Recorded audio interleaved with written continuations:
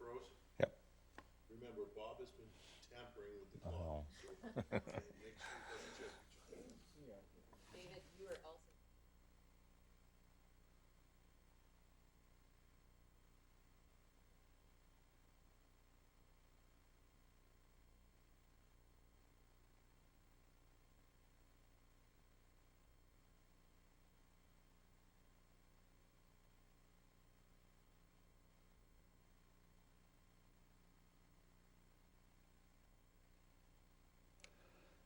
All right.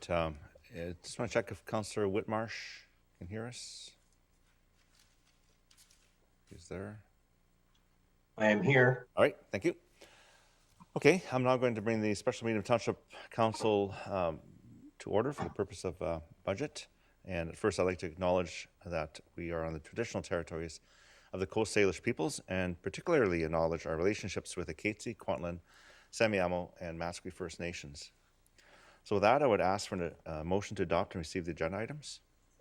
Councillor Kuntz moves it. Councillor Arneson seconds it. All those in favor? Opposed? Carried.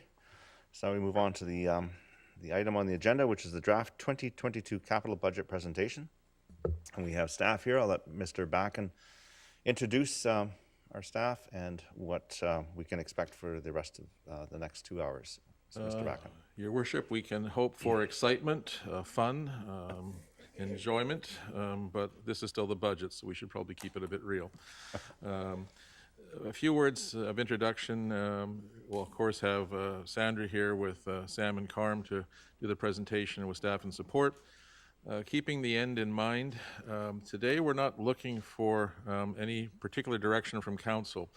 This is a bit of a continuation of our hybrid method of presentations where we have some, I'll choose my words carefully, some general parameters for the budget that can be revisited and varied.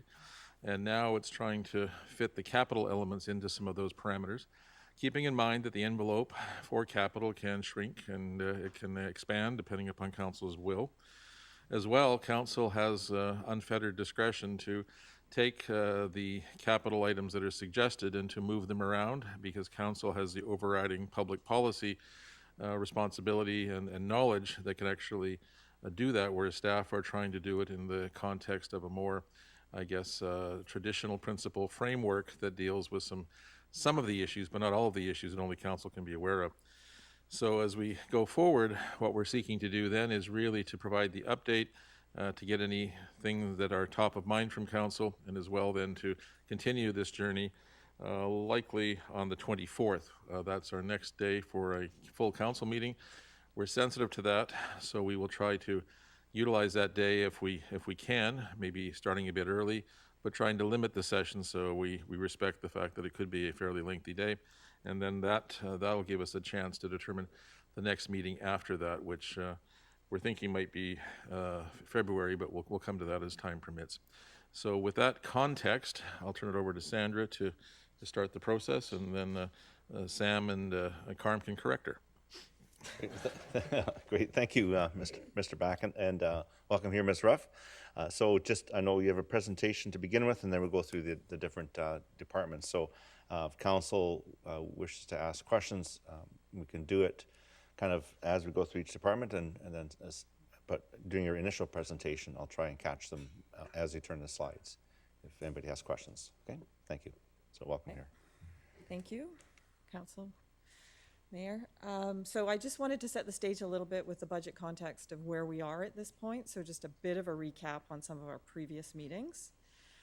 We had started with a target of a 3% property tax increase, and we wanted to maintain our service levels. Then this is all in the format of the economic context that we have. So we do have some ongoing uncertainty with COVID. We've had to make some assumptions in our budgeting about the recovery of revenues based on that. Excuse me, I just want to quickly interrupt. We're not seeing the presentation on our screen, so I know. Sorry. That's okay.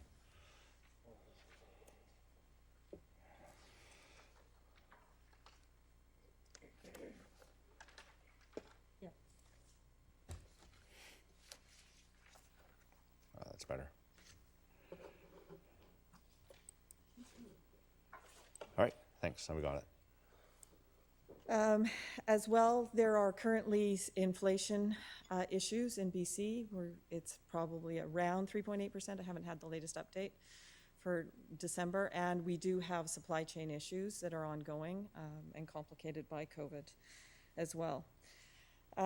So previously, on December 20th, when we met, we had suggested that we would need to reduce our contribution to capital by 500,000 and use up to, or at least use some portion of our restart grant up to 7.6 million to get to our 3% budget.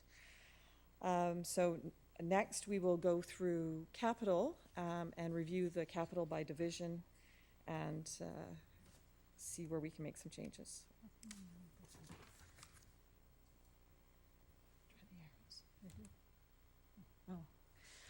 Also, just as a reminder of some of the things we did discuss on the 20th, there were a number of capital projects that we had listed that would be looking for funding over the next several years. So this is a multi-year listing of some of the projects that we have on the go.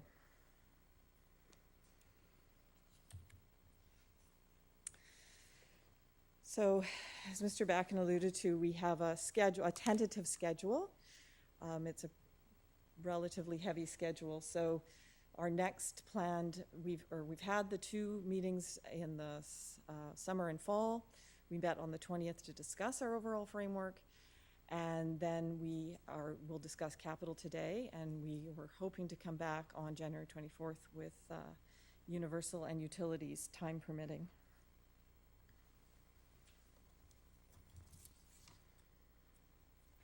So the first thing we'll go over is the items that have been referred to the budget process. There have been a number of council meetings over the year, and items have been referred to us for inclusion into the budget. So this first one is it's a LAS on 28th Avenue and 204th Street. It is included in the 2022 to 2026 capital budget with funding from debt, and it's on page 278.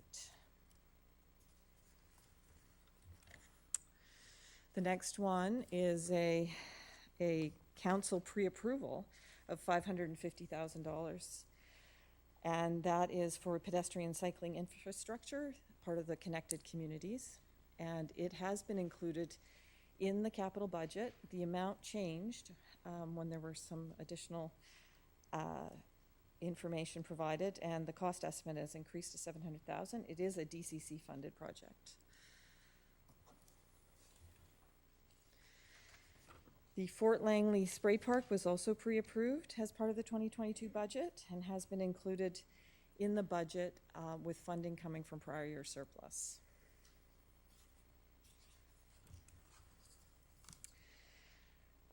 More recently, a public art opportunity was referred to the budget process. It was given pre-approval. This one is, the funding is coming out of the Public Art Reserve.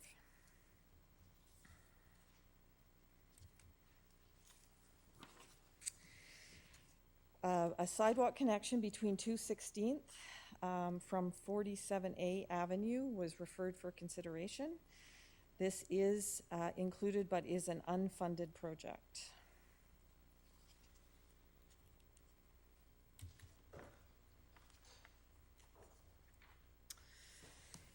So, and just, I know we probably talk about this each year, but it's a reminder that all of the divisions go through the projects and rank them on these guidelines. So it's similar to prior years, so we have consistency.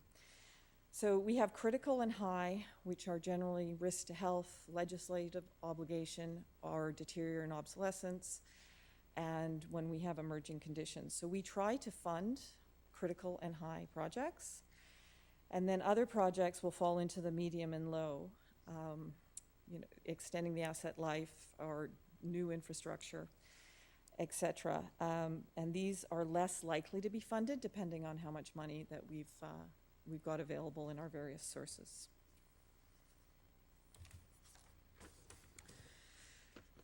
And then other items that are considered when the divisions are ranking their projects, obviously health and safety we talked about before. We do have things that are referred from council. So they take that into consideration. We do need to extend life of assets or stewardship issues.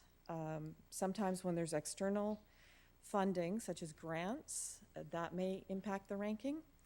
And other items such as where the funding source might be coming from, such as DCCs or non-refundable deposits.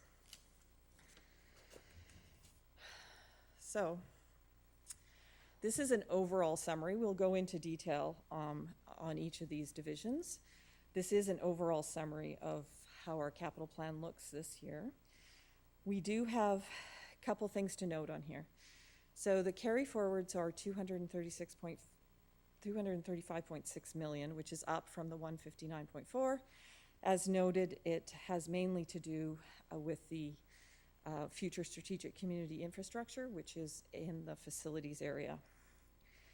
As well, the inside funding envelope is up 61 million, the largest which is in stormwater, which is to do with a detention pond that is up for consideration.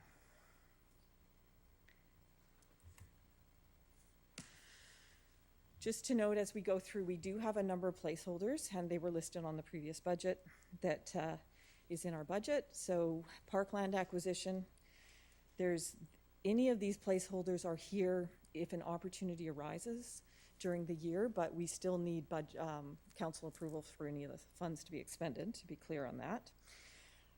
Parkland, sometimes an opportunity arises to purchase parkland, and this is out of DCCs, so we have a placeholder for that. The land capital reserve was quite often used to make purchases. There does need to be adequate reserve funds in this one to use that, and at this point we don't have it. We do have a land capital provision, but this one would be funded from borrowing in order to purchase land that may be required.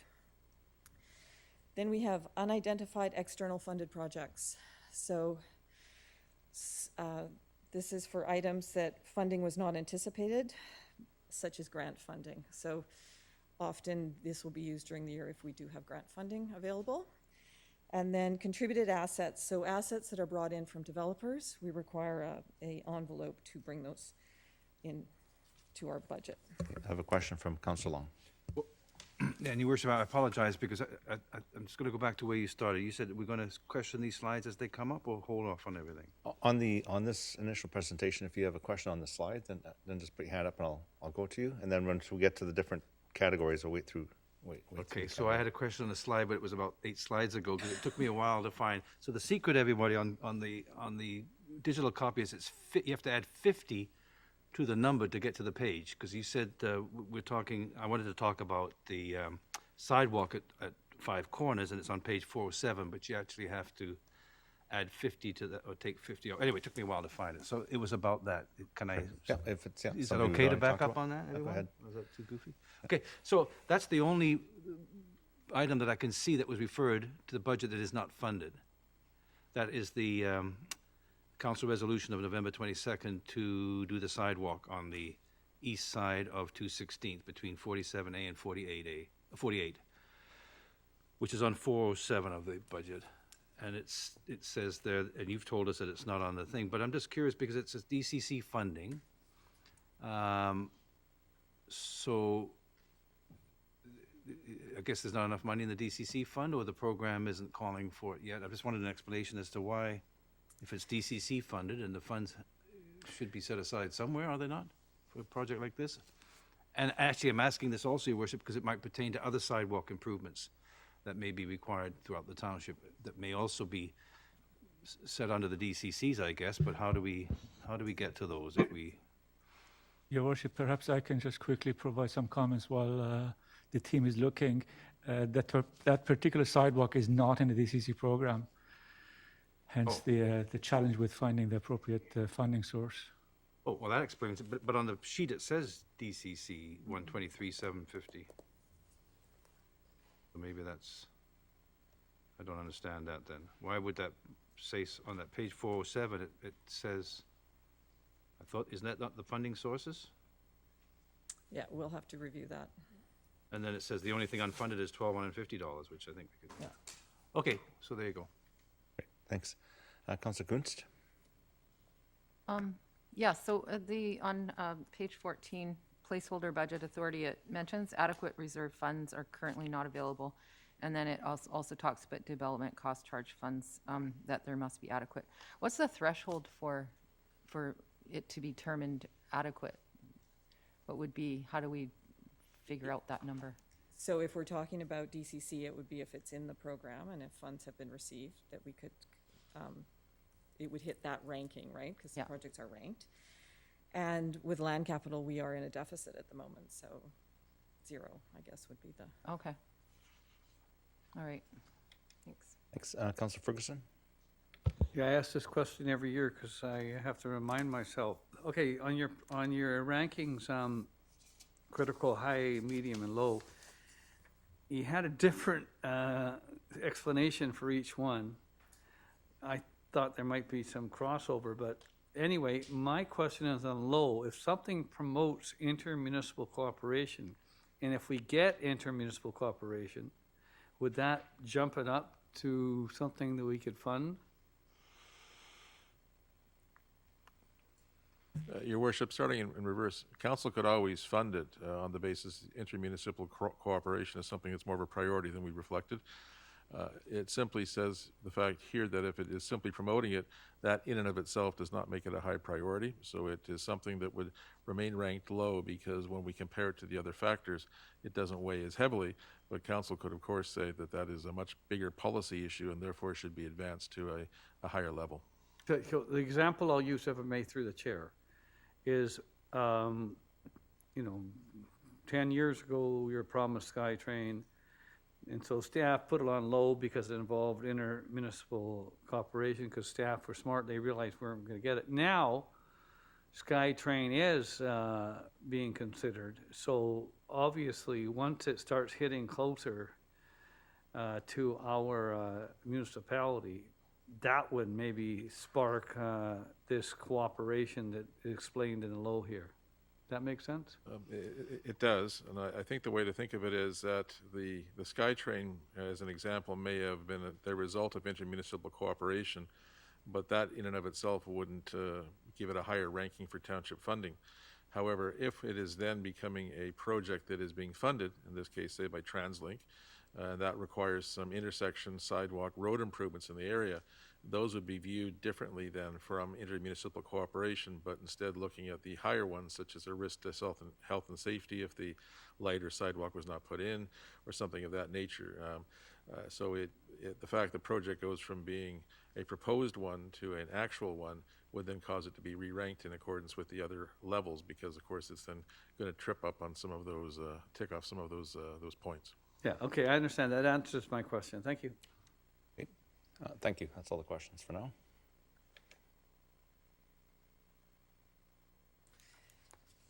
So our fundings, one of our main funding sources, our major funding sources, our contribution to capital, which is the impact that we have on our operating budget each year. So this is our current 2021 operating contribution to capital and how it's divided up. So in universal services, we provide 8.8 million. In water, 781,000, sanitary sewer, 243,000, and solid waste, $50,000. We had proposed in our December 20th meeting to reduce our contribution to capital. That was one of the things that came up in our previous meetings about how to get our tax rate to where we wanted it to be. So we had proposed a $500,000 reduction. We have not reflected that in any of these numbers that we're presenting today.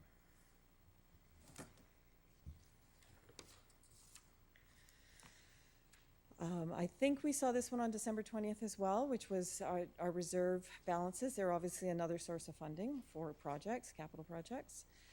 So these are our balances, and this is what I was alluding to earlier, our land capital. These are projected balances at the end, assuming we fund the projects that we have funded, and we get the contributions that we're assuming we will receive during this year. So again, we net down to about 32 million. And on the next page, we have a little breakdown of the other 57.7 million. And on the bottom of that is a 8.9, which is the number of small reserves. On here, though, we have to remember that some of these reserves are restricted, neighborhood parkland, and the CAC ones are for specific purposes. A question from Councilor Whitmarsh. Yeah, my question just, to this slide here. So I guess with the reserves, it feels like we've had lots of conversation, it feels, around RCMP. But some of the other ones, we haven't had as much of a conversation. And I guess, certainly we need to have reserves, but reserves are there for the purpose of eventually spending to meet the needs of that particular item. So, public works makes sense to me. And, from the title, I understand what it's about, but I'm just wondering on some of the others, like I look at Greenway amenity reserves and Latimer Greenway reserves and Community Amenity Contribution Fund, which is our CACs, I know, and then there's the Brookswood Community Plan CACs. And so how do we, I guess what I'm wondering is, I guess it'd be helpful to have more information about how we're spending these reserves, when they get spent, and what are they building up towards, or what items are coming ahead that we know we will have to pay for. Because when I add this up, obviously it's $57 million, and some of it is for specific items, and then others are more general. But it feels like I don't have a good grasp of what's happening in each of the reserves, what the demands are coming forward. Or is this, like when I look at Brookswood Fernridge, is this a savings for the future, for something that we need to do in Brookswood as we move forward on the Brookswood plan? So I'm wondering if somehow we can get a bit more information about each of the reserves, what they're for, what we spend out of them, how fast they build up, those sorts of things. We can take that back. Your Worship, we certainly can try to recirculate some of the policy documents in place. I think, going by memory, that many of these would have separate policy documents that were created and set out the parameters for the actual payment into the fund. What I'm seeing here is that, given the fund levels, I would say that they're largely still works in progress, because they are something that is within Council's discretion to expend. But while those amounts are significant, when one takes into account, say, acquisition of property or construction of a long trail, for example, there are some limitations. Speaking specifically to the CAC fund, for example, there was a policy document that went along with that indicated such things that it could be funded from that, and I'm going by memory, but I think it was fire halls and police stations and things of that nature, and we'll recirculate that as a refresher. The other purpose for this is, in the interim, it also provides us with some buffer as to cash flow.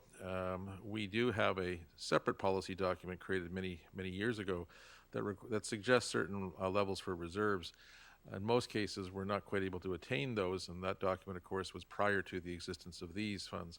So some of this in the interim provides us with the cash flow to continue to operate the organization, but that, of course, does not mean it can't be utilized for specific projects. The challenge is that while they're seemingly healthy, they're not quite robust enough in many cases to undertake the project. So I'm just foreshadowing that I think we would see these as being largely still in the growth stage, the revenue receipt stage, as opposed to the expenditure stage.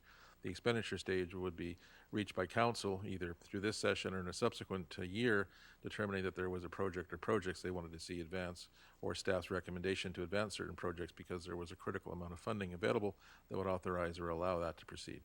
Mr. Seppi, anything to augment with the CACs? And not with respect to CACs, but just in response to the question that was raised earlier, Your Worship, by Councillor Long, staff have confirmed that the project is actually in this DCC program.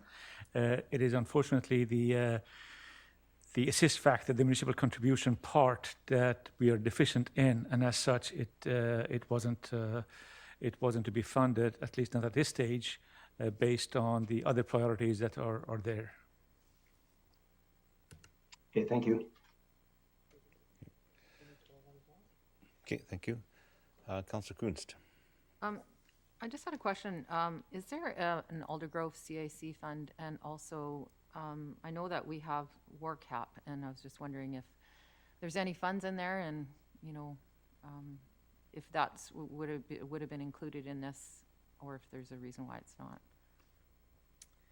There is an Alder Grove CAC fund, which is included in the other 8.9 million, and it has a balance of 1,074,000. And WarCap at this point has no funding available. Okay, thank you. Council Long?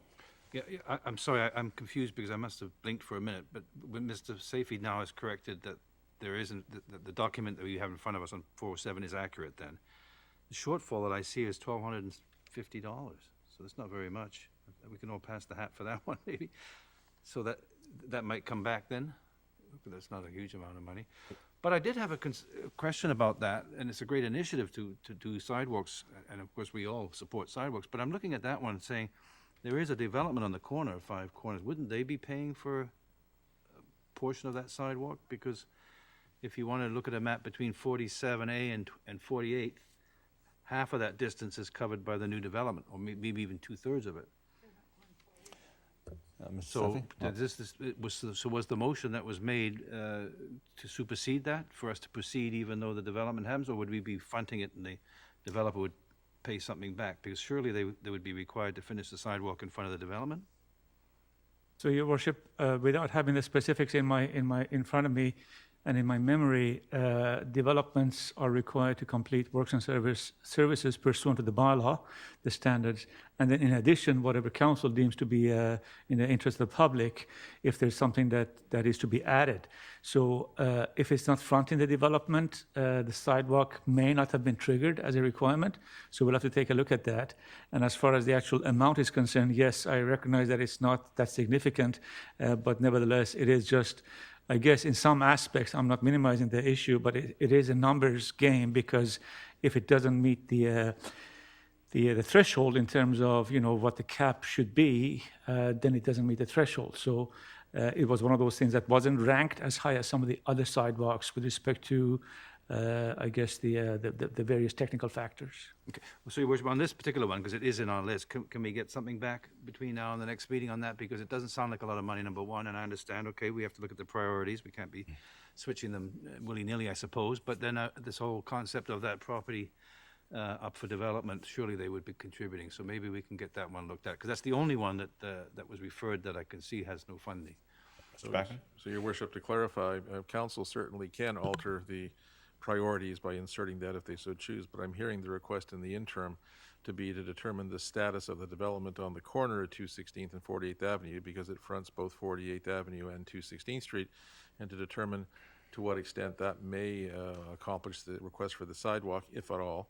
And I believe that, however, there's still a further extension just to the south of that property line to where the bus stop actually goes. So I think it may be looked at holistically in those two pieces, and we can assess in terms of what the development could or could not be doing, where the development's at, and then what the cost would be. Yeah, so we could hear back, that'd be great. Thank you. Councilor Woodward? Yeah, I think, Mr. Backen, the only thing I would add to that, just to clarify, that originally referral was a motion of mine. It's in regards to the fact that if the development is in fact finished, there would be a new lane access for the Princess and the P. And then from that lane access to the bus stop is two houses that are rural road standard. So it was merely that in conjunction with that development to potentially finish that sidewalk and connect Five Corners to that bus stop. So I think it would be appropriate to find out the status of that development and align potentially this project with their intended timelines. And from what I've heard, that is a slow-moving project. Thanks. Okay, thank you. All right, we'll move on then. Thanks. So one of our other sources of funding is the receipt of DCCs, the timing of which isn't always predictable. But as you will see, this year we had a significant spike in our DCC receipts. A lot of that was earlier in the year before we were raising the DCC rate. So that impacted the amount that we received likely during this year. And down below is a breakdown of which DCC funds those receipts move into. So following that, would we anticipate a little bit lower DCCs in 2022? If it's hard to say, I guess it's a crystal ball, but it looks like a lot of folks took advantage of the lower rates. I don't know if Mr. Seffi has a comment or what he's seeing, through the application process, or is it carry on? Your Worship, you're absolutely correct in that there were many applications that, I guess, from their perspective, fast-tracked the process in terms of the typical responsiveness that we see. It was certainly fast-tracked, presumably based on the fact that there was a desire to take advantage of the lower DCCs. That said, Your Worship, we see the continuation of the same, more or less, same volume of applications coming through the process, and Council will see that in the next few months. All right, thank you. Councillor Ferguson.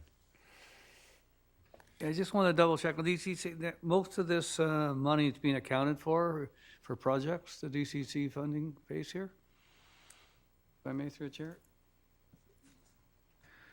That is correct, Your Worship. Most of the... Okay, that's fine. it's Thank counted. you. Hey, thank you. So I think we had also looked at a version of our outstanding debt, and just a reminder, obviously, that debt is another source of funding for our projects. And this one breaks it down by how we are repaying that debt, essentially. We'll see the repayment amounts on the next slide. The first two, one's debt from DCC and one is debt from the utilities, the user pay utilities, and the remainder come out of the general tax and impact property taxes. And it's pretty much the same as last year.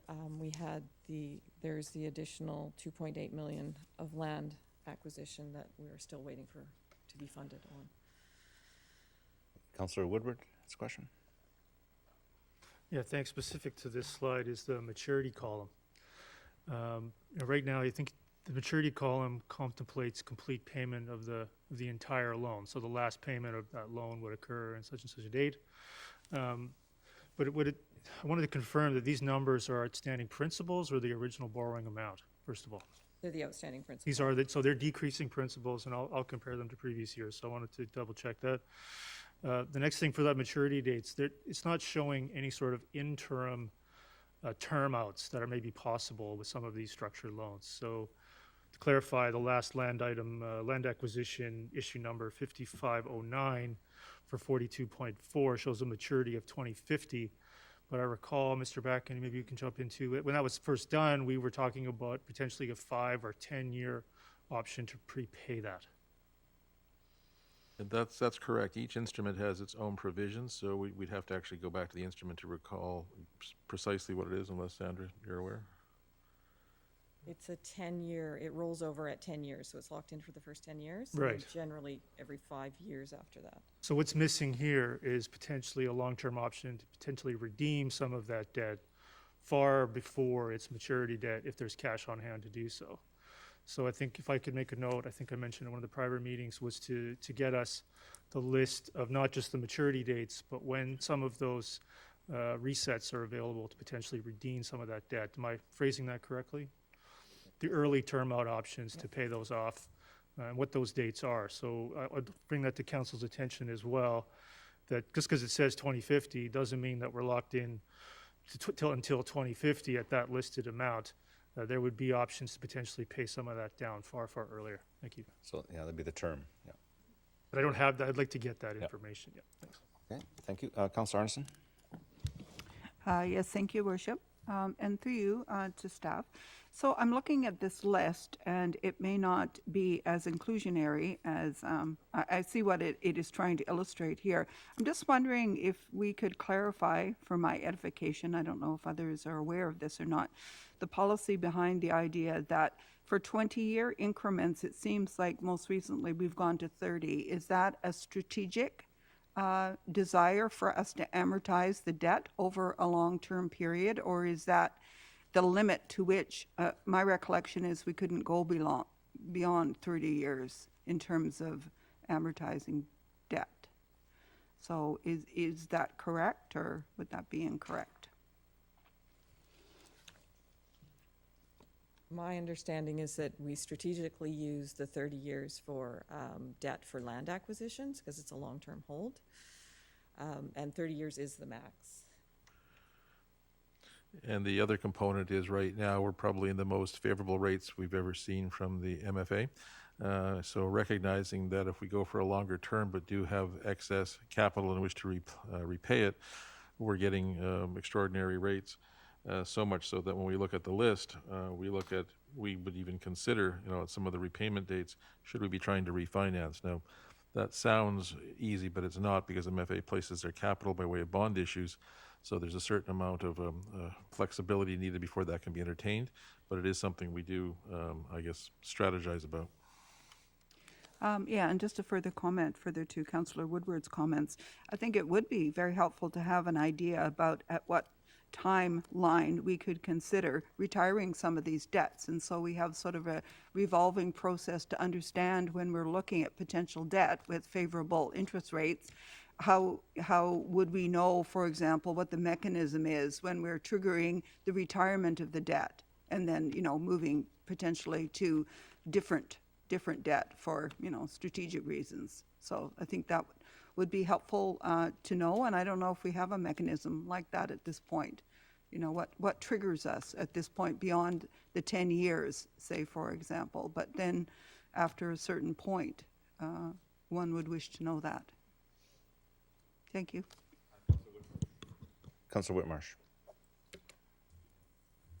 Yeah, further to that comment by Councillor Arneson and Councillor Woodward, I'm wondering if there'd be some help in having the awareness of the interest rates that are paid on these various debts, because in some cases it might be worth getting out, paying off the debt early and moving on to something else. But in some cases, the debt interest rate might be so low that it might not be worth it. It might be worth continuing with that debt until a longer period and doing something different. So I'm wondering, when we get the information about the timeline, if we could also look at what the interest rate is at that time as well.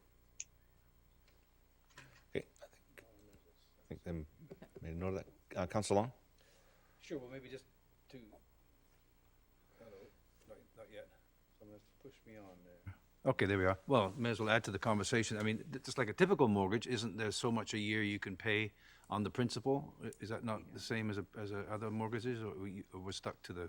We're stuck with our at least the first 10 years, right? And then every 5 years afterwards, there's an opportunity. So it's not like a home mortgage where you can pay so much a year on the principal. They lock Okay, it in. good to know. Thanks. Correct. And just to add to that, the issue of refinancing is also an interesting one, because every 10 years plus 5, one can pay it out. But they are very much, it's very difficult, if not impossible, to actually refinance it. That is, you can pay it out, but if you're trying to actually do a new borrowing bylaw to actually pay out an existing one, that's not within their policy guidelines. They're suggesting that it has to be for a new debt.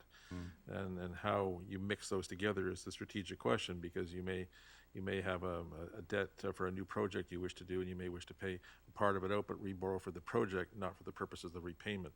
It's a bit complicated, because it all depends how you frame it and if they'll accept it. Okay. Good to know. Thank you. Thank you.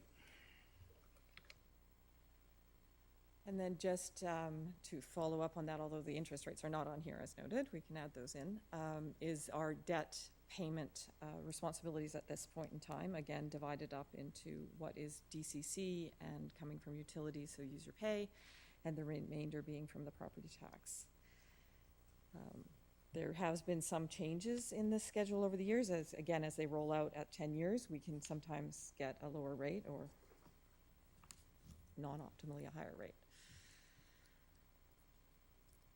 And then just as an example, I think we show this each year, is the current rate from MFA is 2.72. So a $21 million loan would add about 1% in property taxes, just for a reference point.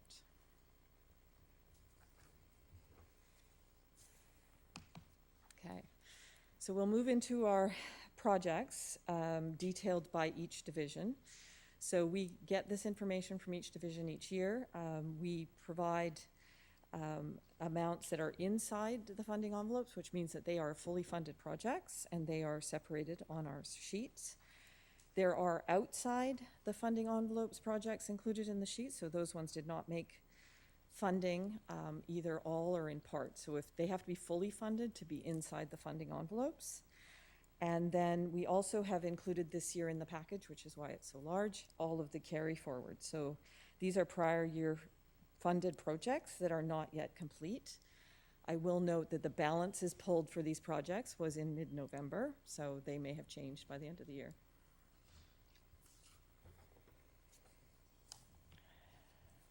Okay. So arts, culture, and community initiatives, all the projects are funded from reserves and grants for the current year.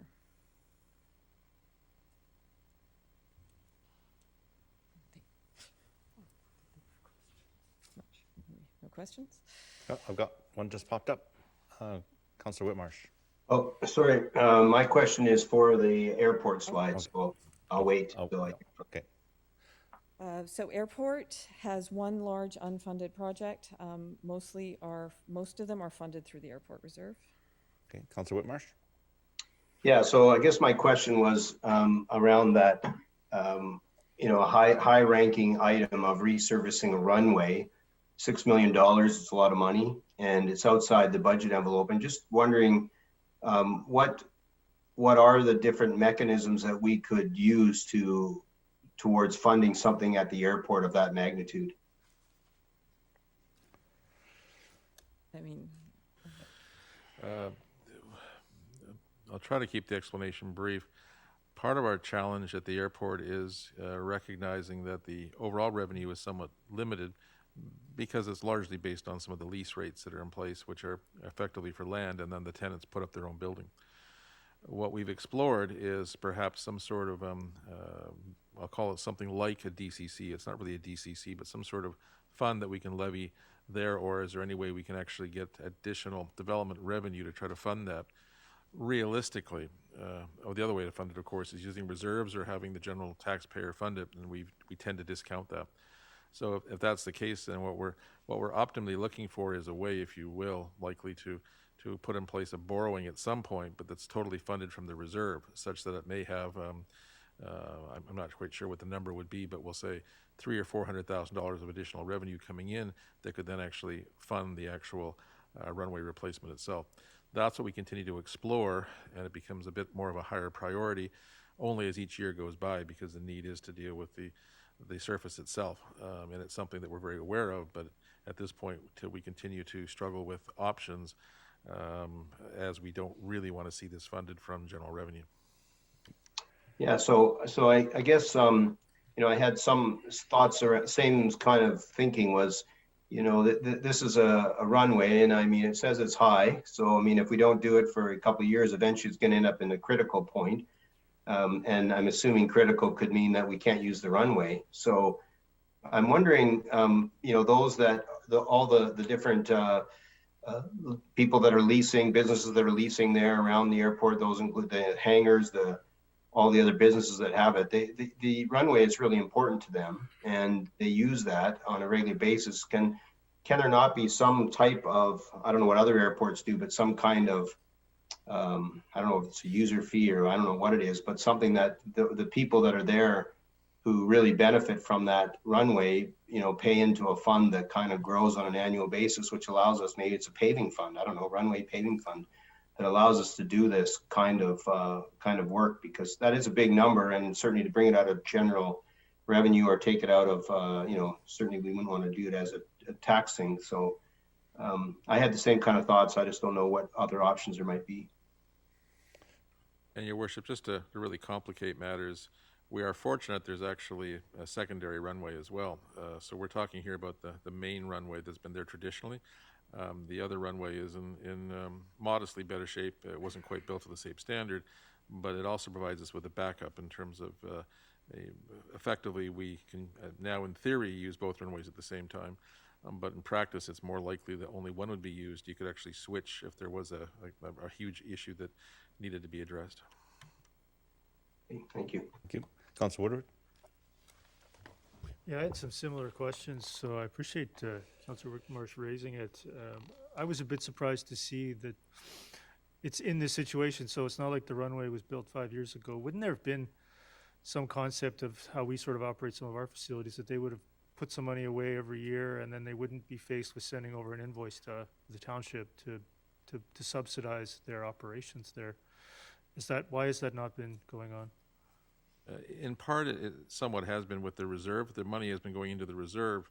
What's happened is there's been additional, I guess, operating requirements that have been needed for the reserve for some things like signage and resurfacing of the aprons and whatnot that have eroded that somewhat. So what they're dealing with is the most immediate priorities first, and continuing to try to put in place the larger reserve itself. The other factor has been the attempt to try to secure some grant money for airports, and they do tend to come and go. But at this point, there hasn't been any recent issuances of money for resurfacing of runways or runways per se. It's been for things like lighting or economic development or other matters, security, as opposed to the actual surface itself. So is there some kind of concept of a business? I don't want to belabor the point, but a business case scenario where, you know, the airport is on a path to supporting itself. The path would be continuing to try and enhance the revenue. It's due for a further lease, ground lease renewal review, and as well trying to find other economic activities that would actually support it. Some of the recent matters down there have done that somewhat, but only partially. In terms of some of the new building, every new building basically adds to the land base, and that can actually add to some of the activity. Including fuel sales. So it's getting down to that level where the fact that the RCMP helicopter operates from that base and provides money for fuel sales helps tremendously, and again begins to recharge the reserve, although somewhat slowly. All right, I'll leave it there for now. Thanks. Thanks. Yeah, and just the grass runway was surfaced to an asphalt runway, and that was through a large portion of grant. So they do come up, and I think, you know, at this point it's not critical, but keeping your eyes open for that is good. 2010. Yeah, Councillor Ferguson. Yeah, thank you, Mr. Mayor. I think that's half my question. The runway is 0119. That's, I think, the main runway. And the other one, what's the number for the other one? Not sure of the number. It represents the longitude and latitude of it, or the degrees, I suppose, is what it represents. Yeah, okay, well, you don't really need that. I forgot what it was, but that's not the reason why I asked. When was the last time 0119 was done then? Before my time, as I recall. I don't think it's been done in my tenure here. So, Quite a while. And usually in people, this is an engineering question, there's asphalt has a certain kind of life. You try to do the best you can, and then you patch it and do all sorts of other things to make sure that it doesn't deteriorate. And how far are we along this asphalt lifetime? I know it's up here and it's not being funded, you know, but you also have to look at safety and other things. Where are we at with that, the asphalt life and patching and keeping it going? I think a comment was made that it continues to be high and someday will be critical, and I think that's a good comment. The maintenance and usage will determine how that goes.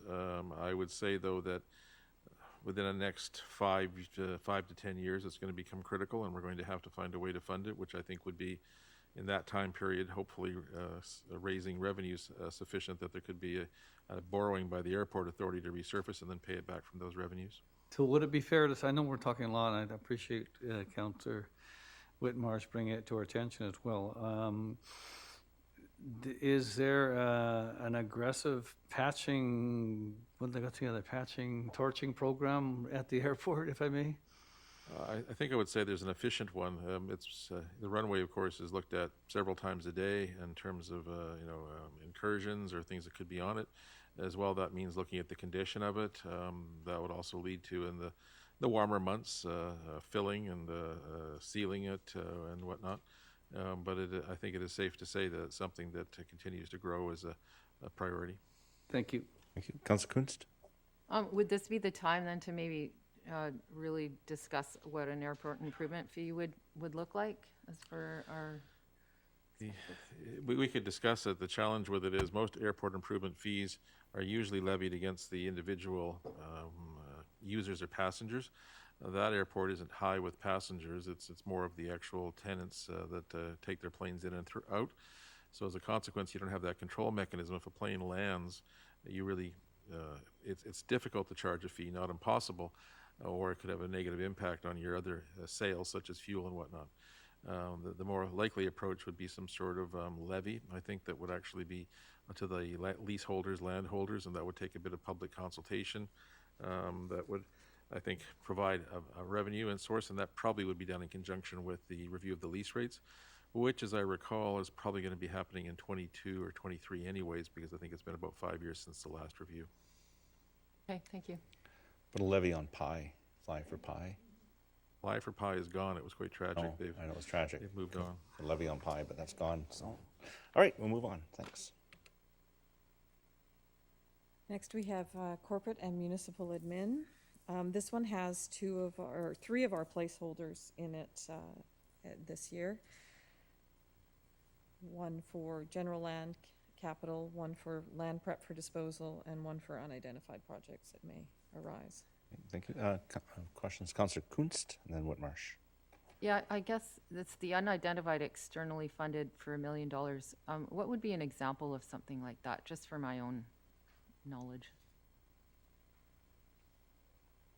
Yeah. It's something you'd receive, like a grant or something. that Oh, you right, have to right, put right. in. So, yeah, so a grant fund that we hadn't anticipated receiving, and we'd use that to Okay. make the expenditure. Okay, thanks. Councillor Whitmarsh? Oh yeah, thank you. Yeah, so my question was around the smart cities Wi-Fi, and I noticed when reading it, sort of talks a lot about enhancing the Wi-Fi access in civic buildings, and in some other areas of our community, including in partnership with Kwantlen First Nation, and making it possible for them to have Wi-Fi in their community. And the reason I'm wondering about this, I know that we heard at least early on with the federal Liberals and Prime Minister Trudeau talking about the providing Wi-Fi services to remote communities and making sure that all communities in Canada had Wi-Fi, and that was sort of one of their mandates. I'm wondering if there's any chance or possibility of any grant funding that we might be able to get through helping to bring Wi-Fi to our community, including to our First Nation neighbors, and wondering if there's anything in that regard. And if not, it's not a large amount of money, and it seems to be a fairly important initiative, and one that I could see just keeps getting pushed down the list. And I'm wondering if there might be some other ways to possibly look at funding, this Wi-Fi access. Mr. Backen? Thank you, Your Worship. You're quite correct in that grants are something we're always looking for, and that is something that if we can find one that would latch onto it, then we could use the funds for it. The federal government often has advertised the need to have a national broadband strategy and words to that effect, so that's one source. The other sources, as you say, could be use of general funds, but it could also be the realization of contingency funds, maybe more towards the year end. I think, though, our hesitation is we are actively looking for a matching grant or some grant on that one, and we kind of have the sense that something might be forthcoming with the broadband strategy. So if that's the case, then we could use our contingency funds to fund that, to match that if need be. So are you saying that then in some ways we could possibly consider it inside and continue to look for some of those funding opportunities as the year progresses? Is that fair or not really? No, that's correct. You see, what we're suggesting is we have to have a budgeted item to qualify for grant funding, or at least to show the need. So if all of a sudden there was a broadband fund or a Wi-Fi fund that said they'd fund 50%, then the amount needed would be within any contingent amount that we have, our contingency funds, so we could then launch it at that point. If we go and fund it ourselves now, then we're no longer eligible for any grant funding. I see. Okay, so there's a good chance that this could still happen in the 2022 year. Yes, again, depending upon the grant opportunities. Okay, thank you. Thank you. Okay, we'll move on. The next is community development. Any questions? We'll move on.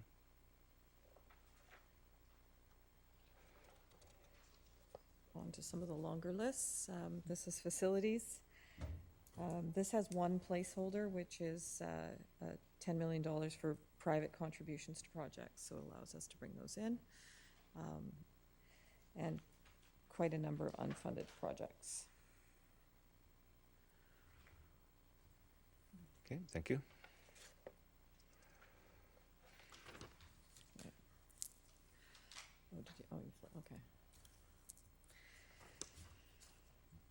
Fire is our next one. It's the highest one there is the plan for 2 trucks.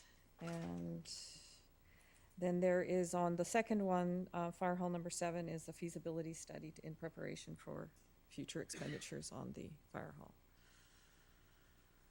Okay, and just to remind, well, myself, maybe anybody else, Fire Hall 7, that's that the one in Alder? The Alder one, okay, thanks. On Alder Road. Councillor Arneson. Yes, thank you, Your Worship. And I'd just like to refer to the fire fleet replacement, the fire engine and quint and tanker. So having read the report rather thoroughly and talking about the climate impact, so I do understand that there's a dearth of opportunities at this point to be able to invest in a more carbon-friendly vehicle. But I do wonder, and I know that there's an assessment made on a regular basis to try and figure out, A, what the need is, and B, when is time to turn over the equipment that we have. So I'm just wondering whether or not this assessment includes when it might be available for us to have more low carbon alternatives, like if it's a year or 2 out. I guess my concern is, I know the equipment is needed, but at the same time, if we're going to keep it for 10 or 15 years, which might be a possibility, I don't know how long the service life is, that we would preclude ourselves then from that future investment, which is very critical for our GHGs and our transportation, in particular in the township of Langley for climate action. So that'd be a question I'd wonder, what is the gap between those 2 points? Backer. Your Worship, I think it's best served by an example. I think a lot of buses are beginning to be considered or operating under the context of hydrogen fuel cells, and it's a great technology. It's a great improvement, and it's something that works on vehicles that are, I guess, are critical but not emergent. What I mean by that is those vehicles on occasion do break down, and as a consequence, there's a bit of a track record issue in terms of making sure that they operate. I think that challenge or challenges will be overcome probably in the middle term. I mean, who knows exactly how long it will take, but the thought of having hydrogen fuel cells, fire trucks, or police vehicles is coming, but until there can be that service reliability, I think it's going to be something that's going to be something that delays their implementation fully. So the short answer is, if we had a timeline, we would be doing exactly that. Right now, we're doing our best estimates, and for some of these vehicles, the 5, 10, 15-year horizon is something that still may be out there in terms of before the vehicles are going to be meeting some of those carbon targets. So we continue to watch and monitor, but haven't reached that level of safety yet. Thank you. I don't know if I got my list mixed up, but Councillor Richter, were you next, or is it? Yes, I wanted to ask why replacement of Hall 7 is more critical than replacement of Hall 8. Mr. Backen? I'll have to have the chief, I guess, help on this, but I think both are important, but Hall 7's overall structural integrity and construction dates back, probably 20 years prior to Hall 8. And that leads to the question of, well, should it be replaced in site or in another location? Each of which simply has further monetary consequences. Hall 8 is another hall that I think is certainly a priority, but it's something that is comparatively in much better shape than Hall 7, even though it may need some structural attendance. Well, but there's a big difference between Hall 7 and Hall 8. In Hall 8, there are full-time firefighters located in the building that's not earthquake proof, whereas Hall 7 is a paid call hall. Like, wouldn't we give priority to Hall 8 over Hall 7? I think we look at them in the view of their usage. I wouldn't want to use the term priority, but Chief, do you have any comments?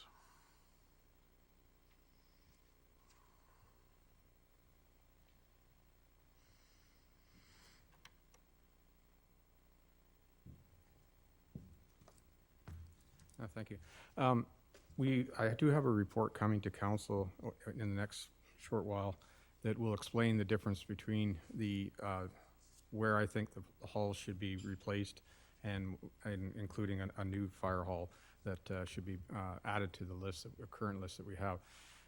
That report's coming soon, but as far as the buildings themselves, there's the Hall 7. The problem with that building is it's already been identified that it's not earthquake proof, but most of our buildings are built to the standard of the day. That building is built in a cinder blocks, built by the volunteers of the day. That one we can't even hang a picture now in the fire hall because of the asbestos. It has no showers. It has no the ventilation for the trucks isn't adequate. And what have on my list, just to talk about it earlier, is that hall is the primary one. It's been identified through the accreditation process and all the other reviews that we've done.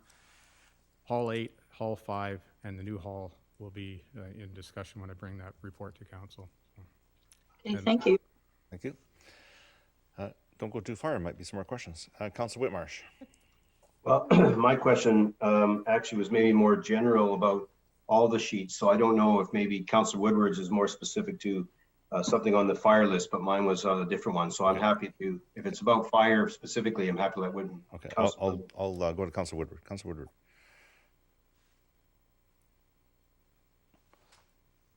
Yeah, thanks for that. So yeah, I was looking at the capital sheet for that as well. And we have 3 halls that seem to satisfy the rationale that was outlined in the capital sheet for the, I guess, a consultant report or facility staff. This 150,000, maybe we'll start there. The request for the 150,000, we have 3 halls that satisfy the criteria in that capital sheet as I read it. But what is 150,000 for? Like, can we not internally just do an assessment and say a hall is going to cost roughly X, Y, and Z with the facility staff? Like, what is this even needed for?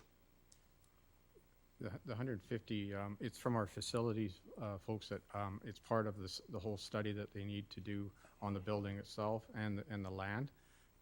With that one there, we were talking with the land on Hall 7, is that to make it more usable right now, the way it's situated is the fire hall and the parking lot, and that's it. What we were looking at is better use of the property, relocation of the fire hall, and there's those types of studies that have to be done initially just to see if it's the feasibility of it, and then there's a whole feasibility study that would be prior to the actual building of any construction. How long does that take? When I was talking to the facility folks, they said, basically gave me, if you can give us 2 years in advance, so when I was saying those hall replacements, that's when the process starts. That gives them enough time to work with their staff internally and any external staff that they would have to work with, our people. Okay, but the report doesn't take 2 years, right? This item that's being requested, the Fire Hall 7 replacement, 150,000 is referred to as a complete a feasibility study, scope of work, high-level cost estimate. That's not going to take 2 years. That's what I was asking. No, it's the first initial one for this year, and then there would be the other one that added on to it, but it would be part of the whole process. What they would like to do is start that process now, that rather than wait to do it sort of the year before, which doesn't give them enough time. I'm still not really following that. So if you engage into getting a feasibility study on the scope of work, you started on day 1, it finishes on what day could I have a feasibility report emailed to me? It wouldn't take 2 years for that. So maybe, because I'm trying to go in the direction of maybe why don't we get 2 for 275 and do Hall 8 at the same time and just do a feasibility study on 2 or 3 halls at the same time to inform the process of determining in what order they'll be done. Yeah,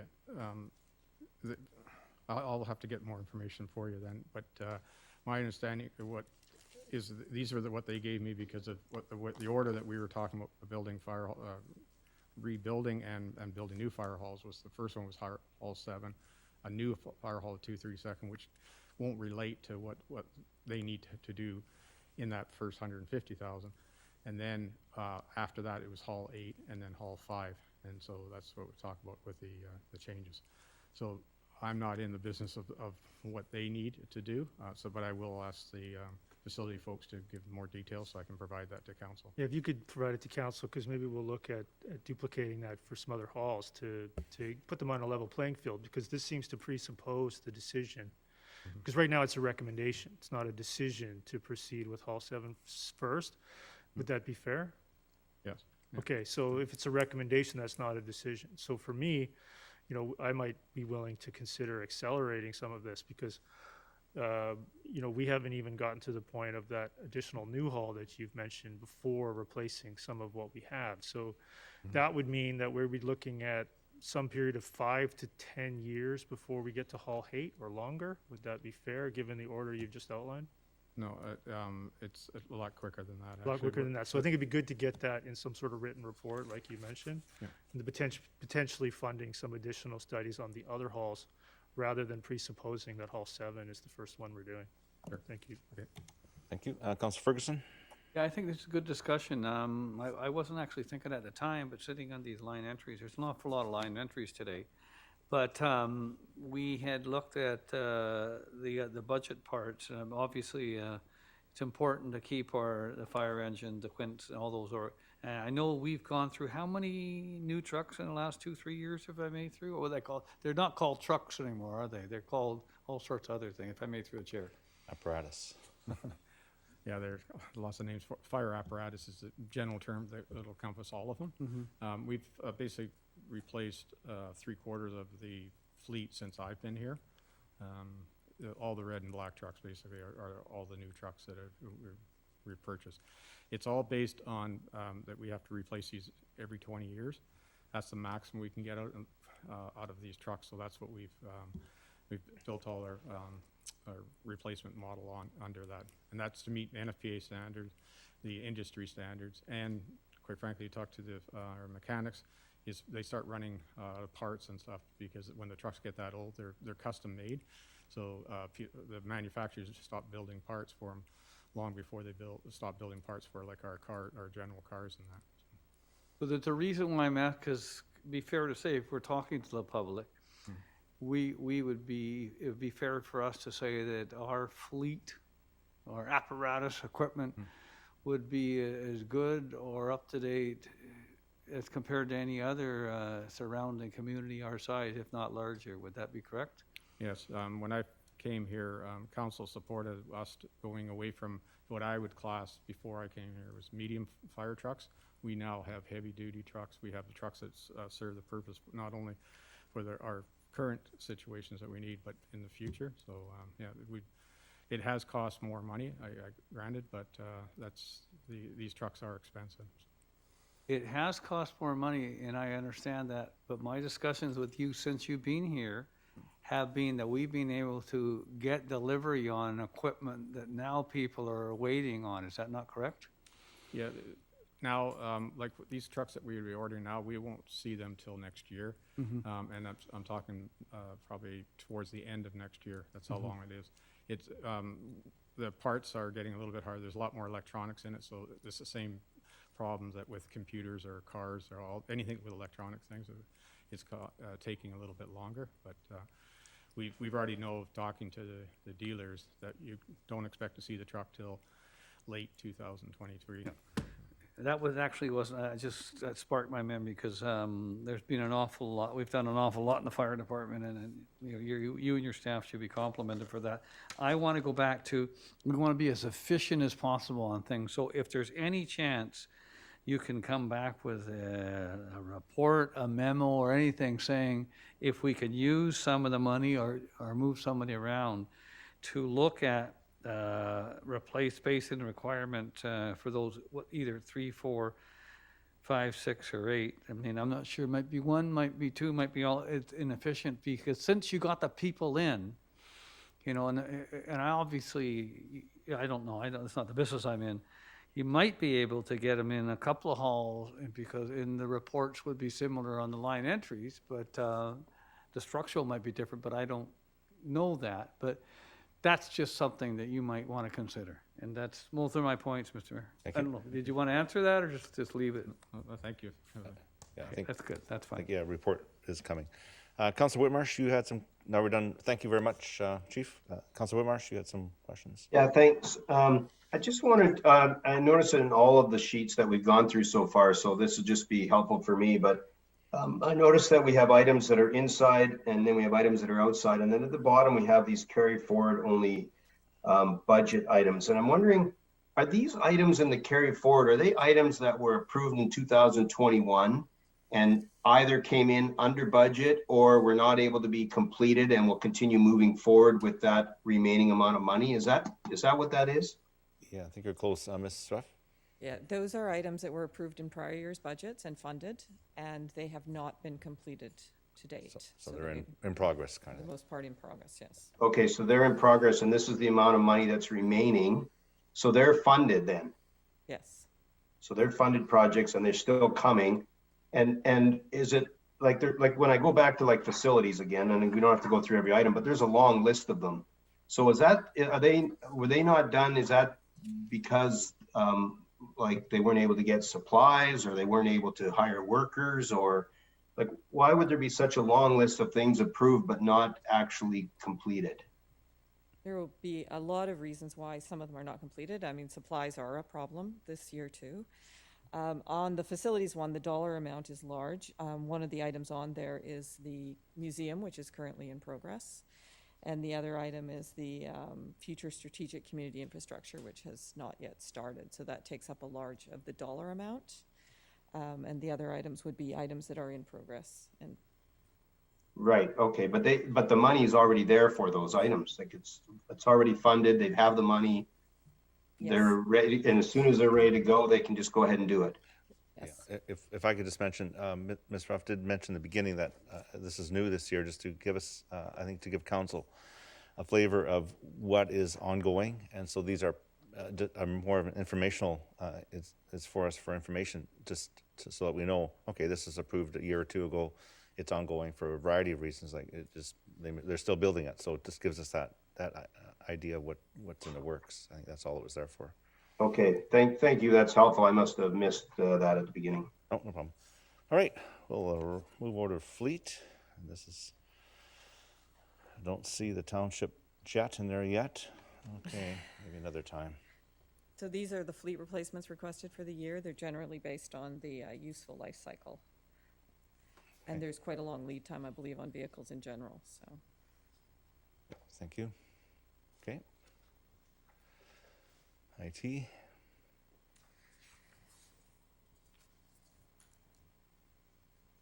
I'm not sure if there's any questions. A lot of this is aging infrastructure replacement of ongoing equipment. Okay, and then parks. So this one has a couple of different things in it. It does have 3 placeholders, which is to use neighborhood park land reserve, externally funded projects that may arise, and parkland property acquisitions from DCCs. Okay, I've got Councillor Davis, then Whitmarsh. Councillor Davis. Sorry, can we just jump back to 31? I have just a clarification question. That's to fleet, yeah. On, it says medium. That's medium duty of the vehicle. That's not medium, that's, it's not rated, because it's all, that's medium duty. Medium duty. Of the actual work equipment. Okay. Just another question on why is the Alder Grove Gateway on page 197, why is that crossed out? So the Alder Grove Gateway project was denied at the last budget meeting. So it was too late, so we've just crossed it out. Okay, thank you. Okay. Yeah. Thank you. Councillor Whitmarsh. Yeah, my question's, it's not a big item. It's on the outside, it says annual trails. The first item listed there, $12,000. And when I go to the sheet, it talks about requesting $125,000, and then it shows a request each year for a sum of money. Do we have in the budget, do we place money in the budget every year for annual trail maintenance or enhancement or that sort of thing? Yes, and this one is a little bit confusing because this was a project that is partially funded. So because it's an annual one, the portion that we could fund is above the line in the funded group. and a little bit of the 12,000 fell below the line because it fell outside of our funding availability. Okay, so that's interesting. So if some of it's funded up above, does not having the 12,000 here prevent it from going forward? No, because it's Okay. an annual maintenance bucket. Okay. So it says it's outside, but you're telling me that it actually is inside. Is that right, or am I? So the last item on inside Yes. is the same project for Oh, annual I trails. see. Okay, So that's the so it is majority. happening. Yeah. Okay, thank you. All right, thank you. Move on to police.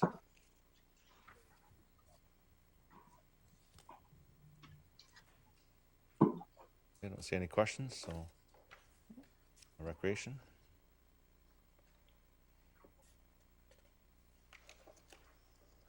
Okay, no questions. Sure, this will spur a lot of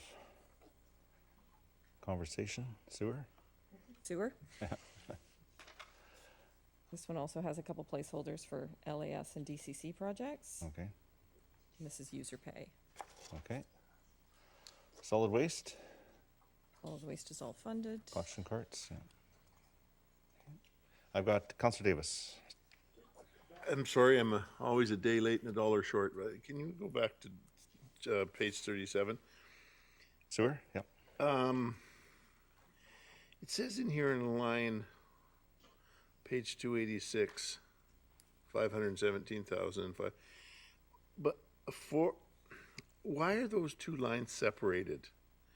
One is the infrastructure repair and upgrades in Milner, and then the Forest Main bypass, Glover Road, Smith, Maxwell. Is that, those are two separate jobs, but I guess they have to be separate, eh? Page 2. Your worship, again, without, I guess, having the staff to respond to the detailed questions, I can advise council that generally speaking, we try to provide as much information to council as possible with respect to the specifics of a project. In some cases, in most cases, and I would assume in this case as well, one is not dependent on the other, and that's why they have been broken down into two, such that should council choose to remove one, then the other one can still proceed. Okay, so they're, okay, thank you. Thank you. Okay, stormwater. Councillor Arneson. Yes, thank you, Your Worship. I know it's happened relatively recently, but there's been this huge problem with the flooding and the incidences that we had with the November storms. So I'm wondering, I had asked earlier whether or not, I know there was an assessment that was being done, so I wonder if these are real-time costs or potentially if there's going to be other costs that will be accruing here in terms of fixing or upgrading our infrastructure in the future. Thank you. Mr. Steffi, can you comment on some of the... Your Worship, the costs are ongoing, and I don't think we can categorize them as being presented to council today as having been completed. So I think there is always work in terms of additional information that we can share with council, and we can take this back and provide a memo as part of the other communications that we owe council. Just a final, and it won't be my final comment, but yeah, the order of magnitude I think would be of interest, because that's something I think in terms of predictors that we have to have as top of mind, because once these events start to take place, and if there's more events, then I think that has to be a structural examination of our stormwater budget, and you know how we formulate what our cost projections are going to be. Thank you. Thank you. Councillor Davis. Hi, just maybe just a clarification. Annual diking, new request is $1 million, but there is budget remaining $2,237,000. Is that? It doesn't seem to go away. The last 3 or 4 years, that number's kind of remained there, and then I guess if you turn the page. The Lower Mainland Flood Study, 15,000. And on stormwater climate change adaptation study, is that something that, is that earmarked for work, or is that something, is that like, not a kitty in the bank, but is that kind of like, is there any chance that we could use some of that for, can we use that for other projects, or is that just in there because we've been prudent and put it in as a fund? Who wants to tackle this one? Mr. Savvy? Thank you, Your Worship. This particular project or the projects that Councillor Davis has identified, I guess, are indicative of the challenge with the larger projects that we have, because it typically takes a number of years for us to accumulate sufficient funding to be able to tackle a project such as diking. So I guess the answer is yes, certainly Council can decide that if we have not used a certain amount of money, we can use it for something else that may be, I guess, as far as Council is concerned, a high priority. But again, keeping in mind the fact that some projects, I can think of a few, going into millions of dollars require, several years of funding being set aside for them. So I would suggest it might be prudent to continue to do that. Unfortunately, the fact is that the challenges that Council faces on a yearly basis potentially prevents us being able to set the money aside that we sometimes commit to do so, to doing so. But then I think personally speaking, I think the funding should remain there, because it often also allows us to leverage that funding that we have available to secure grants from other levels of government, or to co-initiate a project that might affect another municipality, such as, again, diking. Yeah, okay, I just thought that with this, maybe we're gonna do this study on whether we need a new screw pump or not, and the problems there, that I wasn't thinking of using it anywhere else. Let's leave it in diking or not drainage, but leave it in diking, but it is associated with flooding and all that sort of stuff. Okay, thank you. Thank you. Councillor Woodward. Yeah, thanks. I obviously have a question. What got my attention was the MFA for 34 million here listed. Curious if you could, or 30 million, if you could give me an idea of what that is and where that's at. Mr. Savvy? Be under the stormwater detention pond, Smith neighborhood. I'm sorry, Your Worship. What was the question? Maybe Councillor Woodward can kindly restate the question. The funding identified is there's 30 million under MFA, so borrowing, and that would be the stormwater detention pond for Smith neighborhood. So just an explanation where we are with that, and perhaps around that funding source. I believe that was. Yeah, that's the question, Mr. Mayor. Thank you. So it's identified as one of the projects that we would require borrowing for to be able to complete, Your Worship. But in terms of the project, it's, I guess, only in a conceptual phase. We know the area that will be serviced by such a pond, and we have, again, in conceptual terms only, a schematic, I guess, concept as to how the stormwater management issues could be addressed. So the catchment is known, the size is somewhat known, and the costs are approximately known as well. So that's where the project is at, and subject to Council's direction, it can be further advanced. So I just want to clarify, that is only for one detention pond within that neighborhood plan, or is it for more than one? One. So one detention pond costs $35 million? Sorry, I'm looking at $500,000. Was it 30 million? No, we're looking at page number 318, it says. Oh, 318. And it's stormwater detention pond, Smith neighborhood. You've identified just under $35 million for the detention pond. Your Worship, I'll need to take a look at this and get back to you. Want to come back to me? That's great. Thanks. That'd be great, yeah. And also, that would still come back to council for borrowing authority and for further discussion, wouldn't it? Is that correct? Or, approving this capital doesn't necessarily approve that. Mr. Backen, maybe you can That's correct, Your Worship. We'd have to come back for borrowing, and this, I think, it's a bit more complicated, so it'd be good to come back on it. This includes both the land and the construction. I think the land is one of the primary components of this. And again, this could be used to facilitate and therefore may be recoverable other, infrastructure, such as the school district infrastructure in the area. But I think it's best if we take it away and perhaps provide a bit of a memo.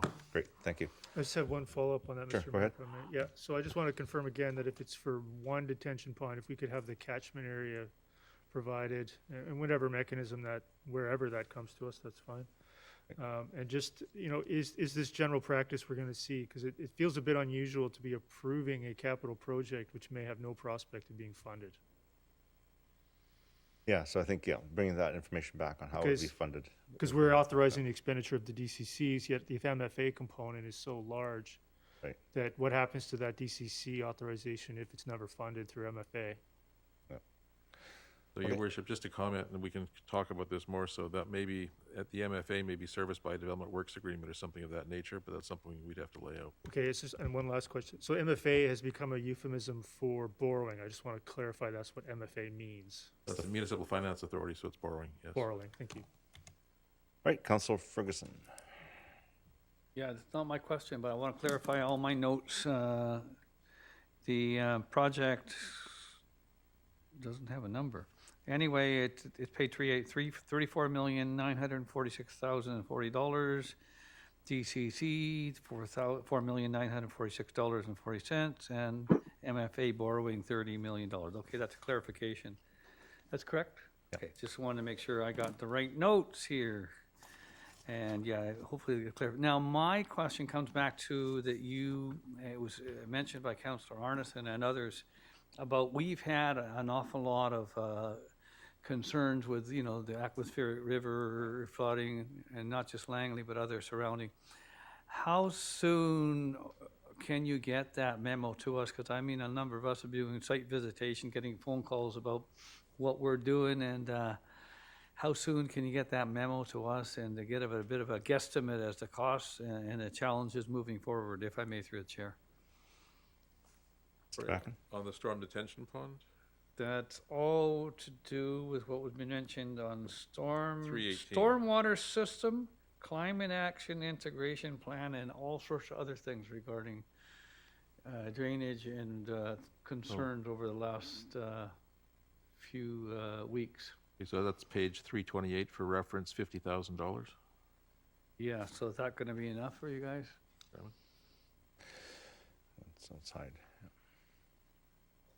Your Worship, so this, I take it to be another memorandum as opposed to the ones that we've already, committed to as part of previous discussions. So this could be, within the next week, as early as the next council meeting, we could try and put together a bit of a memorandum to outline what we're doing in terms of climate adaptation and developing a resilient system that can handle what we anticipate to be the new normal in the future. That's right. Thank you very much. All right, thank you. I think we can move on to transportation.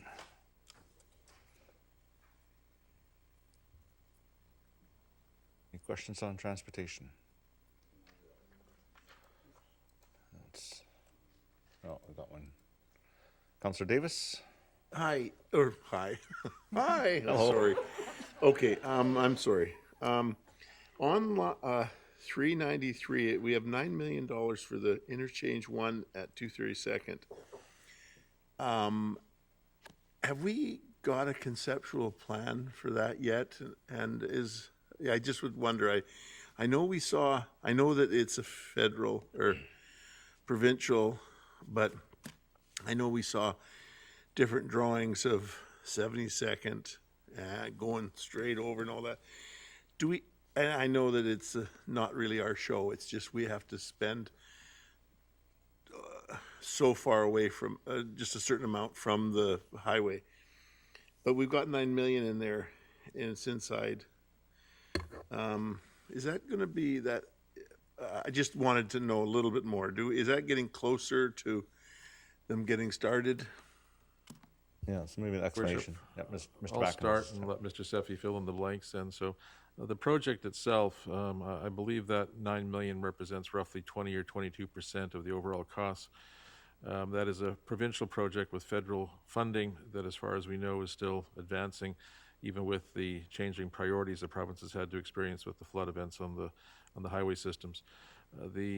This is the one that you may recall that was going to be funded from our DCC program, in particular DCC borrowing. That, however, has reached a challenge, has resulted in a challenge because the Ministry of Municipal Affairs is suggesting that the project is not something that's really DCC eligible because it's not something that the township owns or controls. It's its contribution to provincial infrastructure.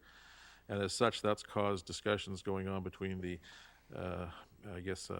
Ministry of Highways and the Ministry of Municipal Affairs, trying to reconcile the issue, which does not seem to be being resolved quickly. We've made it very clear that our portion is contingent upon being able to use DCCs because the percentage that we're contributing actually represents the intermunicipal traffic that we're seeing going across that overpass. And so far, that hasn't resulted in any conclusion, notwithstanding that previous funding approaches have been utilized by the township and other communities in regards to this. So as far as we know then, in answer to the question, the project is proceeding. The question comes down to the township's contribution. The township's contribution, we've made very clear, is contingent on using DCCs. If not, we don't believe we can contribute.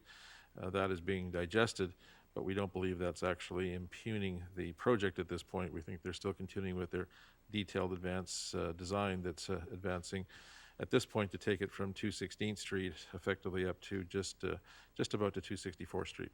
Mr. Seffi? Thank you, Mr. Beck. And Your Worship, the only thing I can add is, as you are aware, Your Worship, there's been discussions at the highest level, including yourself, with the Premier, explaining the challenges that this being the, I guess, what we term as a bit of a change in provincial interpretation of DCC regulations, in that a municipality must own a certain portion of the asset for it to be able to utilize DCC funding, has been discussed. Nevertheless, we are, even though Mr. Backen is absolutely right, what we've heard so far is that it will likely not be approved, it being the DCC program, to include this project. Nevertheless, we are hopeful that something will prevail, maybe at the last minute, so this will protect us in terms of, I guess, the potential of DCCs being able to be funded or utilized for an asset that we don't actually own, and then be able to contribute and make sure that the township's interests in terms of such matters or such components that the province might feel are outside of their scope, whether they are drainage related or pedestrian connectivity or multi-use pathways, those things are the type of component that the province typically believes to be outside of their scope of project design. So we could then leverage this funding if it, in fact, there was a change in direction or there was a way we could convince the province to move forward, then we can utilize the funds. Okay, thank you. Just a quick comment then on the road widening 208th and 76th to 68th is kind of connected to road construction of the 212th connector. And they're both huge numbers. They're in the outside. But that's something that we've got to keep on the books. And if the development DCC charges are half of the 208, 76, there's only 15,600 of DCCs for 42,000. That's still an awful lot of money, and it's just sitting out there. But it's going to be on the books for a few more years too, I think. Okay, thank you. Okay, thank you, Councilor Woodward. Yeah, I had a follow-up on that. So, in regards to the ongoing issue with 216th, it's currently listed as debt from DCC. So that's going to have to move over at some point to be funded from property tax, if the province remains consistent in that position?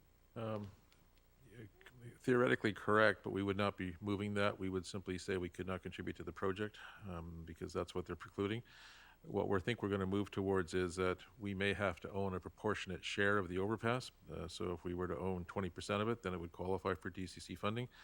That causes a myriad of complications, though, in terms of maintenance and ongoing liability and operations. So that may also be something that's precluded, but that has been something that's been used in other municipalities to overcome the issue. So maybe getting down into the weeds here a bit, but that money has been borrowed, because it's a bit before my time, that money's been borrowed and transferred to the province? Mr. Becker, I think Councillor Woodward is referring to 216th, not 232. That's correct. So that was, Councillor Woodward, through your worship to Councillor Woodward, that was a different day, a different interpretation, and in fact, that is the reason, one of the reasons we have tried to stay with our argument that the province has approved in the past utilization of DCCs for interchange works where the municipality does not own necessarily the asset. So we have used that, and I don't think there's an intent to shift that to the general revenue, but rather it's a borrowing that has been assumed from DCCs and will be paid for by DCCs. Okay, so irrespective of the provincial position around that specific project. Okay, so then moving forward with 232 and 264th, it's clear that we will not be contributing to those projects outside of the DCC program. That's our intent, yes. Our current position. And to be clear, 216th, it was authorized by the province. Different personnel, it's no longer, it won't be authorized by the province. So there's no risk to 216th. The risk is to 232 and going forward, and particularly for other municipalities such as Abbotsford and others in the corridor that actually have to contribute as well, or it's going to cause some implications for the projects. Okay, maybe I'll bring that up on an outside of budget discussions then. Thank you. Yeah, and just a little bit of background. I know Mr. Seffi alluded to it, but over the last several years, when this first came to our attention, I know myself, the mayor of Abbotsford, we've lobbied together and separately with the province to trying to get answers on why this has been taken away from us, because it is significant. It's not just for us, it's throughout British Columbia. This new interpretation is really what it is. So we're hopeful, as Mr. Seffi said, that maybe there'll be a change of heart at the province. And we took it right to the premier and informed him on the situation, but we haven't heard back yet. So ongoing, and disappointing. Councillor Long. I just wanted to talk about sidewalks in here. I mean, there's a few sidewalk projects in here, but in sidewalks in general, and like we had a discussion earlier about that one on 216th. So if there's development occurring, but it may be coming slowly, what's the mechanism that the township can use to perhaps complete sidewalks, or to make sure that those sidewalks are complete when the development happens? What happens in areas where there isn't going to be any development? And a specific example would be in Alder on Fraser Highway on the north side from 276. There's a big ditch there, and then there's development to the north, but the sidewalk is not done there. So I'm sure everyone on council sees the importance of sidewalks and getting them finished. But if there isn't development happening, and if we can't get the developer to pay for it, and we need a sidewalk, are these sidewalks all in the DCC program, or is there some other mechanism by which we can see these sidewalks completed? So, Your Worship, I'll try and respond. As I think implicit in Councillor Long's comments are really just to, I guess, state it in a different way. There are two ways that not just sidewalks, but any other piece of infrastructure could be completed. One is through a development process, and one through the direction of council as part of the budget process. So typically what happens is you may have heard the term advancing history. So typically as part of the development process, we make sure that we procure all the servicing needs of now and into the future. And that kind of, in some aspects, doesn't do us any favor in that it takes away from the, I guess, accumulation of DCC funds such that we can then spend those funds in another location. And what I mean by that is once a developer is required to undertake certain works, and those works are identified in our DCC program, we are required by law to actually apply DCC credits against their application, against their developments, cost charges, which means that we are actually siphoning off, if you will, again, terms I'm using carefully, the revenue that would have come into the township's accounts for use in location X and now being utilized in location Y. So how do we get those sidewalks done is the question, and I think I hear your explanation, but it doesn't help me to get these sidewalks put in. We have to come up with money of our own then, is that right? Not necessarily money of our own, but if it's outside of the DCC program, in other words, if it's not a piece of sidewalk that has been identified, yes, certainly it will have to be a general revenue.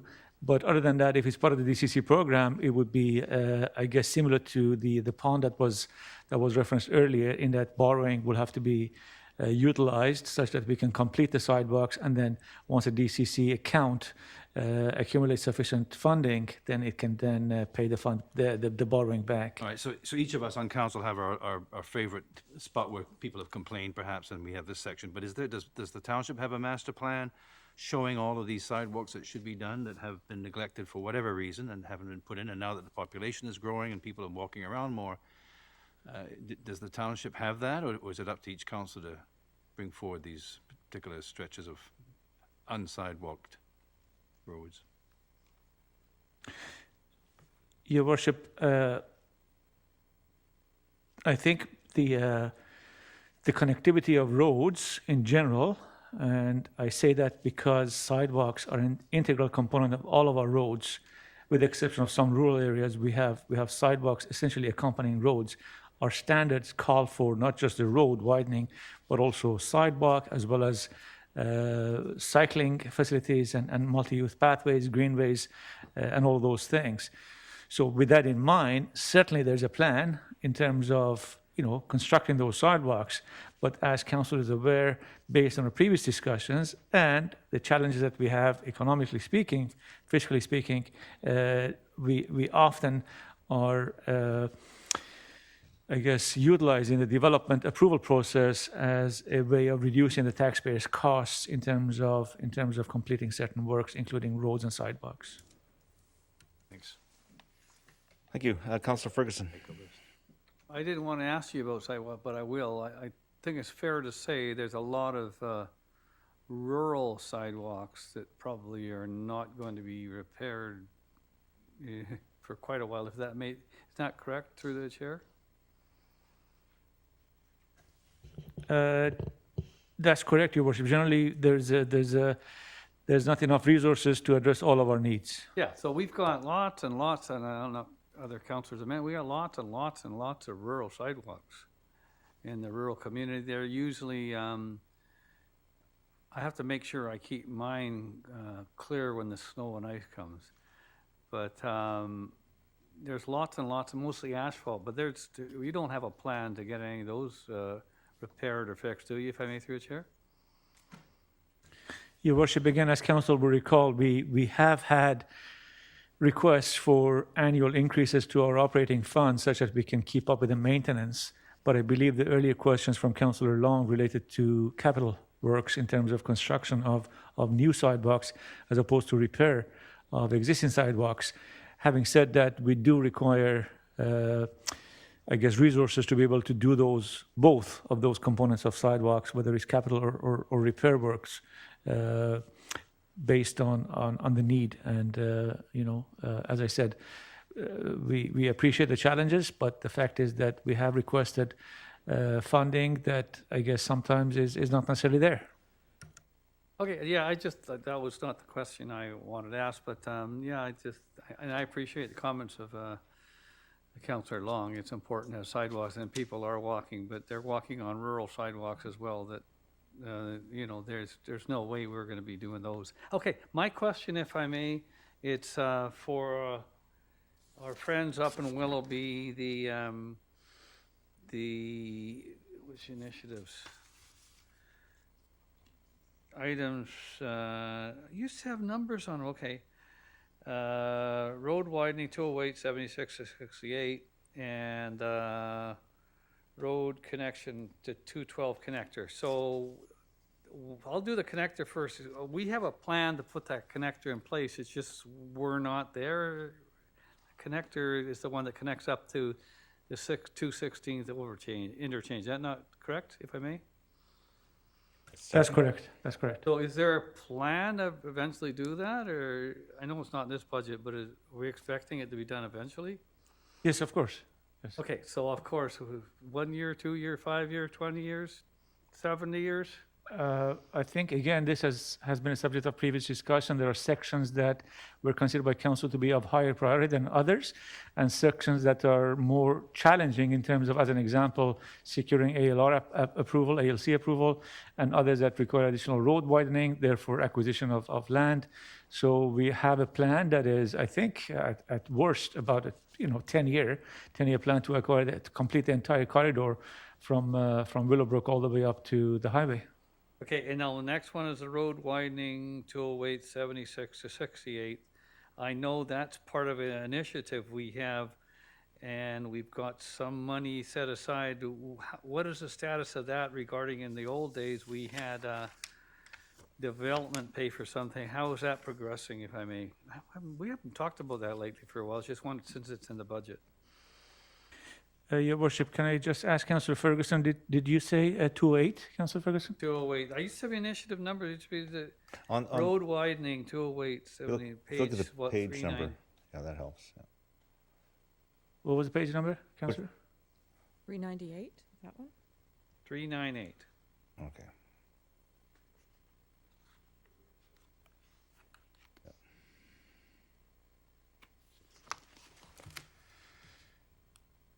$26 million plus project. Yeah, $26 million, yep. 550.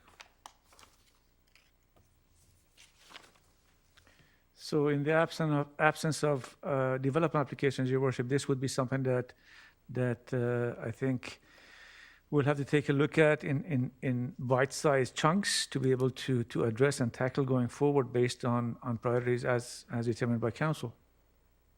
Okay, yeah, and that half answers my question. The other would be I guess we haven't talked about it for a while. I always talk about it in sections, and we have the developer do the road improvements in front of a development. Now, the section, what I would say would be, is it the overpass to, it's not 80th, it's probably 82nd.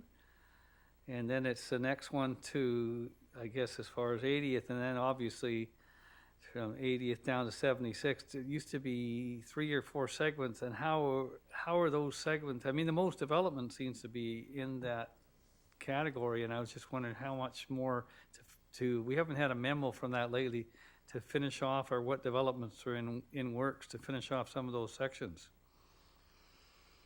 Your Worship, certainly we can provide a memo on that topic. Okay, thank you. Councilor Woodward? Just changing gears a little bit, I had a question about 24th Avenue project between 196th and 200.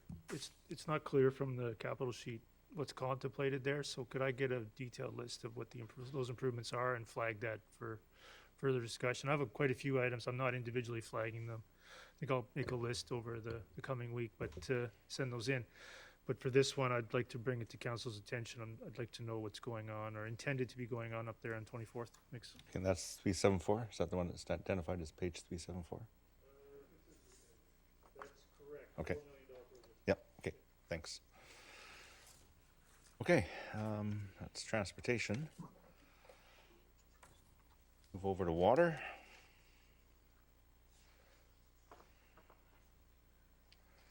Any questions on water? All right. Okay, so we're down to a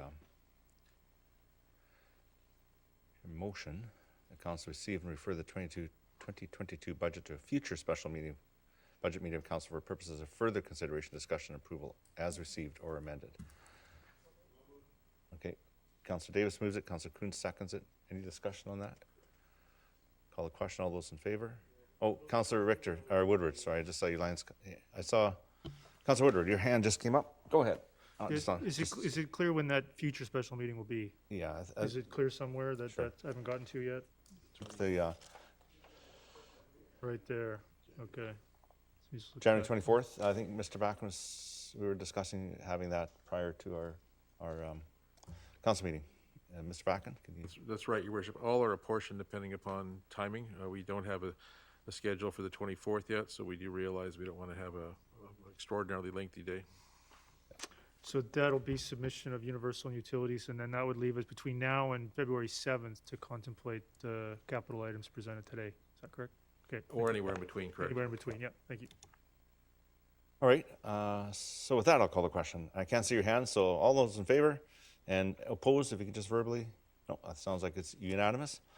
And I want to, yeah, we'll go to the next steps. I think just so Ms. Ruff can kind of go over that with us a little bit. I want to thank you for all the work that you've done, you and your staff. I mean, this didn't just happen on the overnight. A lot of effort put in throughout all the departments, I know, in the township to provide this information. A lot of work has gone down to get it down to bite size that we can take a look at. And I want to thank you on behalf of council for your work. So I'll turn it over to you just to wrap up, and then. Just a point of clarification, Your Worship, a lot of the work was done overnight by Carm. She made a point of saying that, so. Yeah. It was well, today is Monday, so what, Saturday she was notified to put this together? She Good said work. It was 7 hours that she really enjoyed, that's right. Yeah, there you go. Excellent, thank you. All right, I'll turn it over to you to wrap up, Ms. Ruff. Thank you. Okay, thank you. We will bring back the other two budgets. Hopefully, we can get through them on the 24th. Okay, thank you. And yeah, I appreciate all your work. So I think with that brings us to the end of this meeting. And the motion to terminate by anybody else, but okay, there we go. Thank Councilor Davis, second by Councilor Whitmarsh. All those in favor, opposed, carried. We reconvene in 10 minutes. Thank you.